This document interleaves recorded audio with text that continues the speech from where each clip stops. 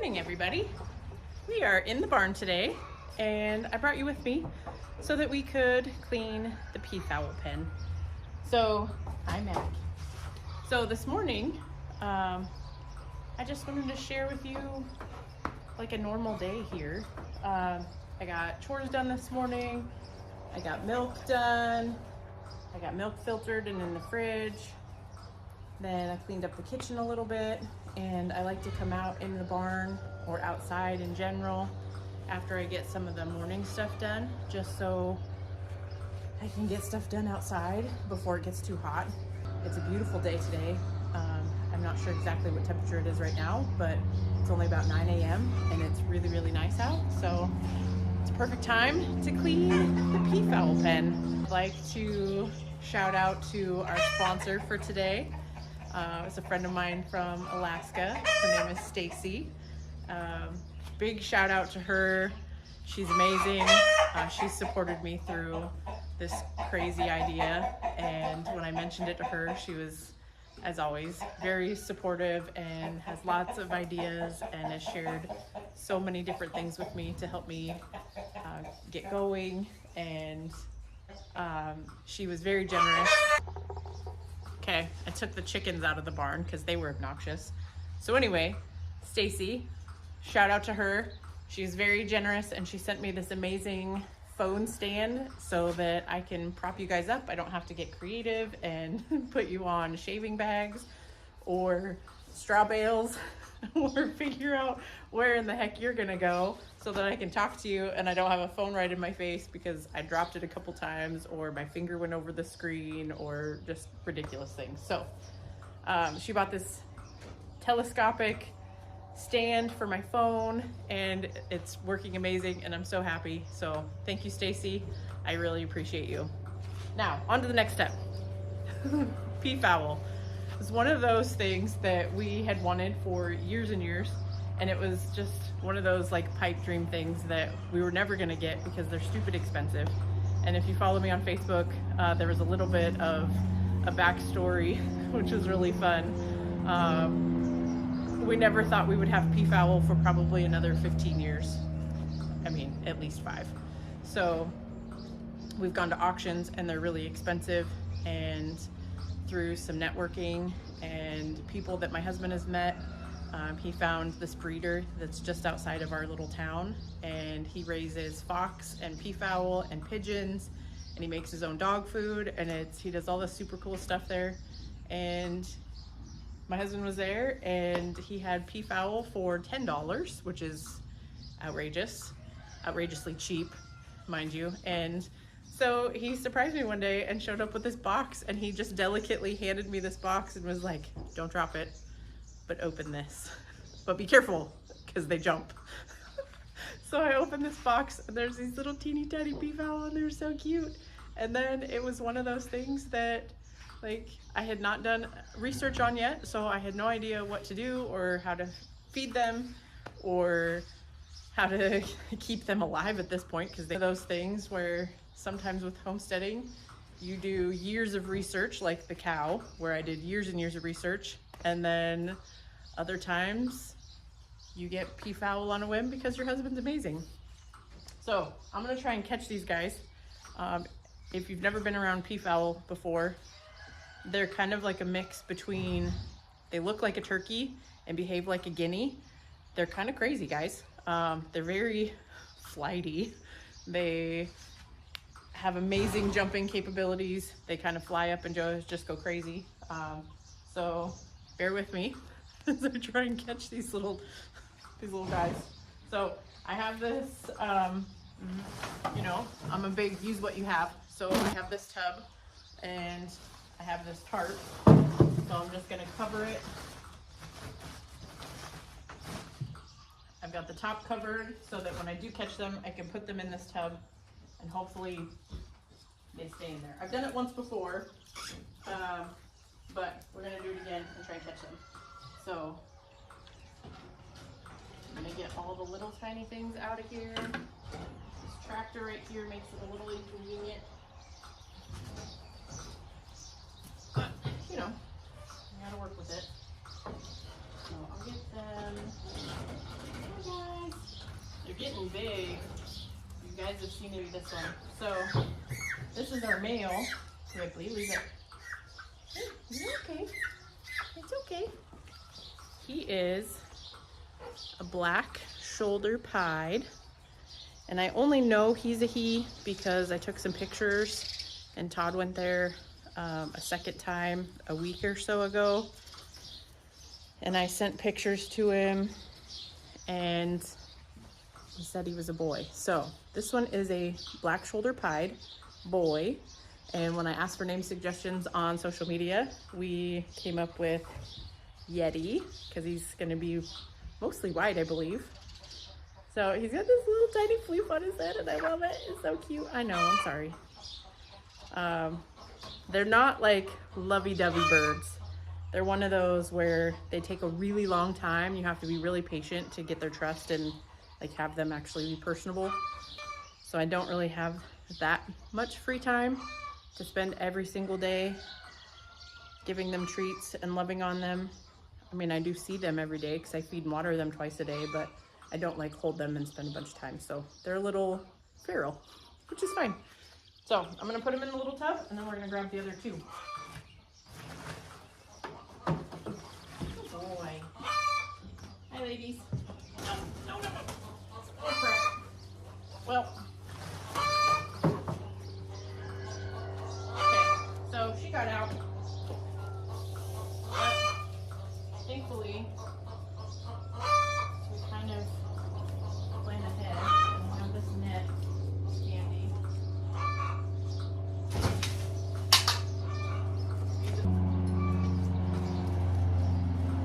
The other one looks just like her.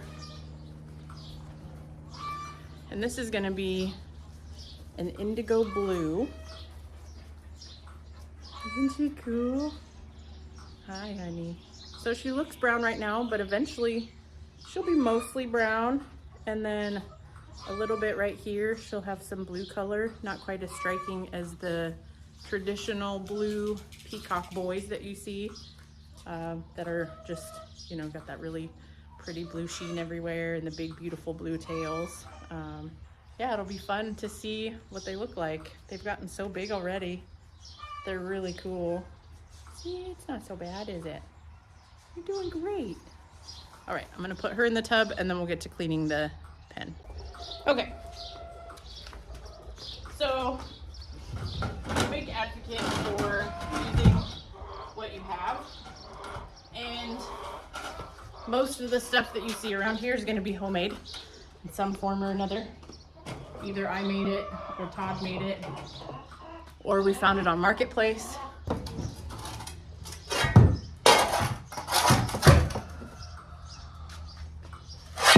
just use a cinder block and that helps keep the water up off the shavings. So anyway, use what we have. So were we set up for peafowl when Todd brought these home? Definitely not. I got this tub from somebody that I used to know. They were giving it away for free. Asked if we needed it, and it ended up being really useful. I cleaned it and used it for water traps when I've had the horses in the round pen. It makes a really good brooder. And it is watertight. There is a spigot at the bottom that I can drain. It holds water, it holds baby chicks. I made the top of it just out of extra wire that we had. We put some boards on it for some stability, and it keeps the cats out of it when we have, you know, little baby chicks in here, brooder, and it keeps the dogs out of it. Hold on, I'll be right back. So I also keep a bag of lime on hand. And what I do with this, it's just a non-slipping barn lime. It's really super cheap, but I keep this for everything. It helps absorb the moisture. It keeps things nice and clean. Cuts down on any smells. Very handy to have. I spread. Highly recommend having having some lime on hand for anything. Also, always have shavings on hand because you never know what you're going to use it for.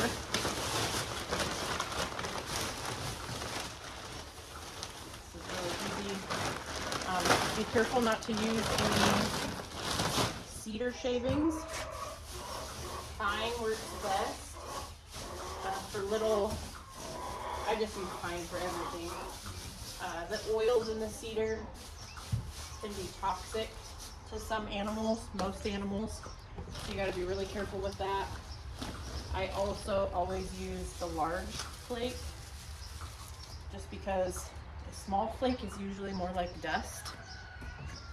So if you see, like, this is perfect size. Like, it's still super absorbent, still keeps everything really clean, but it's not dusty, super thin to, you know, to get into their respiratory tract and stuff. So that's why I use that. Also make sure they have clean water. So I'm gonna go clean this out. I just use this right now for their food. It's got a couple dirty shavings in there, so I'll be right back. I'm gonna go clean this out. Okay, everything's clean. So what I feed them, because peafowl need higher protein food. Right now they're on crumbles. I just get the game feed, so I don't use anything special. Just the game bird food, nutritionally balanced for game birds for energy and body growth. When we talked to the breeder last week, he said just keep doing what we're doing because they look excellent. So it's just little tiny things. They eat it really well. And we've gotten one bag, I think it's like $12, and we're not even halfway through it. So that works out really good. I'm gonna put this back in here. Brick works really good. It keeps the water up off the shavings. It's not a super tall brick. It's like, you know, 4 inches tall or so. But this is what it looks like, all clean. Here we go.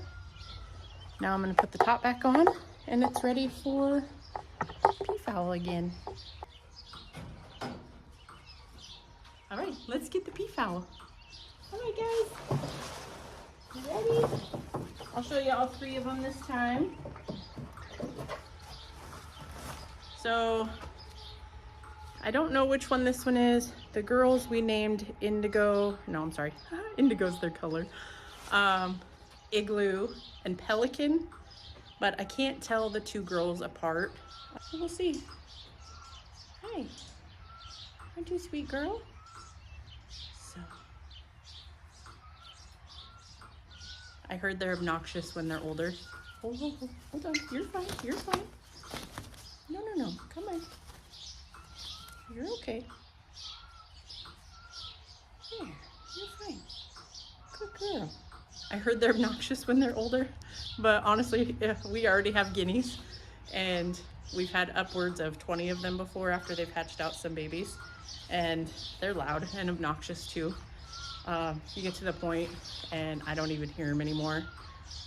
Over the years, we're now back down to just 2, and I think we have 2 boys. So one of those things. They're obnoxious like the guineas in their own way. They make a bunch of different calls. It'll be neat to see once they're older and can walk around outside. I'm really, really glad that we got them as babies, because then they know that this is home and they're trained to know that this is the safe place to be. It wouldn't surprise me if they started roosting in the rafters here in the barn.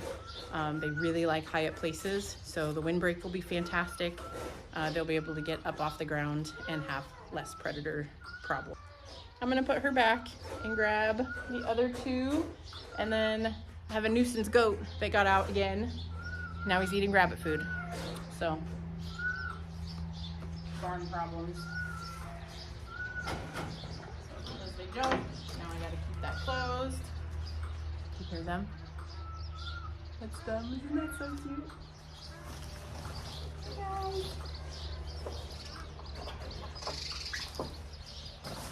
Here's the second female, because I'm not sure which one we showed you before cleaning the pen.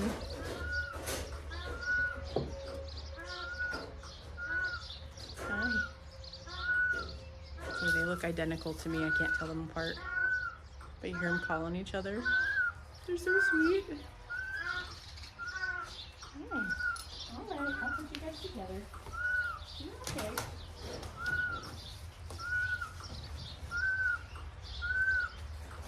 Experienced peafowl owners, you'll have to tell me if this is true or not.